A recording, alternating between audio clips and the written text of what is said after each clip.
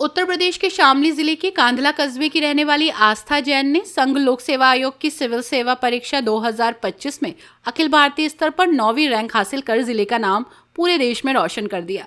शुक्रवार 6 मार्च 2026 को घोषित हुए परीक्षा परिणामों में आस्था की सफलता ने साबित कर दिया कि अटूट परिश्रम और दृढ़ संकल्प से किसी भी लक्ष्य को प्राप्त किया जा सकता है। एक साधारण बेकरी चलाने वाले की बेटी का देश के सर्वोच्च प्रशासनिक शिखर पर पहुंचने का ये सफर क्षेत्र के युवाओं के लिए प्रेरणा का स्रोत है। आस्था जैन की ये उपलब्धि इसलिए भी विशेष है क्योंकि वो वर्तमान में भारतीय पुलिस सेवा के अधिकारी के रूप में देश की सेवा कर रही हैं।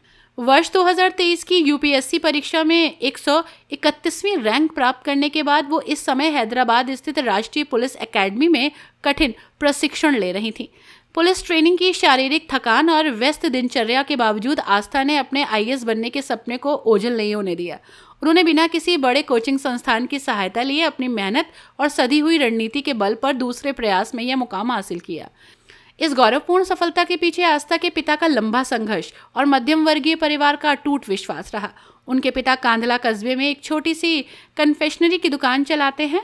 अपनी प्राथमिक शिक्षा के बाद आस्था ने दिल्ली विश्वविद्यालय के प्रतिष्ठित मिरांडा हाउस कॉलेज से स्नातक की पढ़ाई पूरी की। उनकी सफलता का सबसे बड़ा पहलू ये रहा कि उन्होंने पुलिस सेवा में रहते हुए अपनी एकाग्रता को बनाए रखा और टॉप 10 सूची में जगह बनाकर अपनी कुशाग्र बुद्धि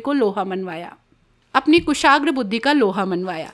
परीक्षा परिणाम की सूचना मिलते ही शामली स्थित उनके पैतृक आवास पर बधाई देने वालों का तांता लग गया।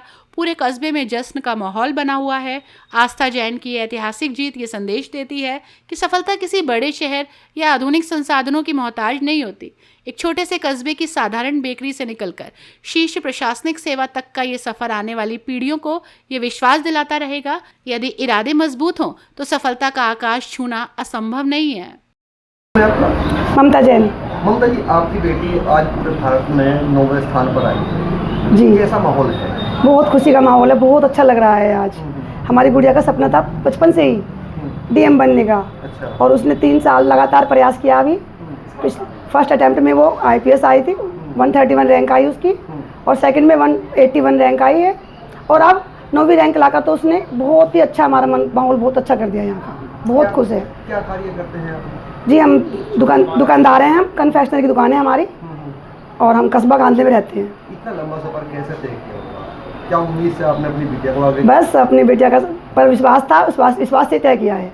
अपनी बिटिया के सपनों को पूरा करने के लिए दिन रात मेहनत की है। आम लोगों को क्या संदेश देना चाहिए?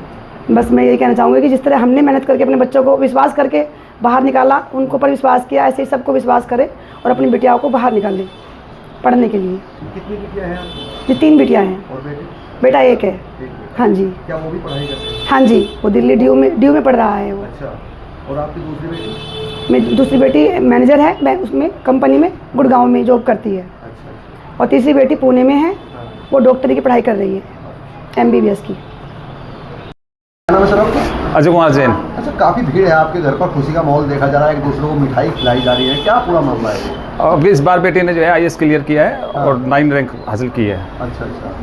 क्या कार्य करते हैं सर? अपनी कन्फेक्शनरी दुकान है थोड़ी। अच्छा। क्या इसी तरीके से आपने अपनी बेटी को आगे बढ़ाया है कार्य करते हुए?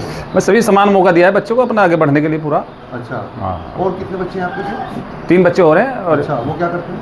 वो भी सब कोई डॉक्टरी, एक डॉक्टरी पढ़ रही है, एक MBBS कर रही है। अच्छा। क्या सोच के उम्मीद करते हैं आप अपनी बेटी से? भाई एक अच्छे जो है नागरिक, अच्छा जिम्मेदार जो है अफसर बने। आम नागरिक के संदेश क्या है? आम नागरिक ये पढ़ना चाहिए सबको, एजुकेशन इज फर्स्ट। अपनी राय हमें कमेंट बॉक्स में ज़रूर दें। ऐसे ही लेटेस्ट अपडेट्स के लिए हमारे चैनल रॉयल बुलेटिन को लाइक, शेयर और सब्सक्राइब करना ना भूलें।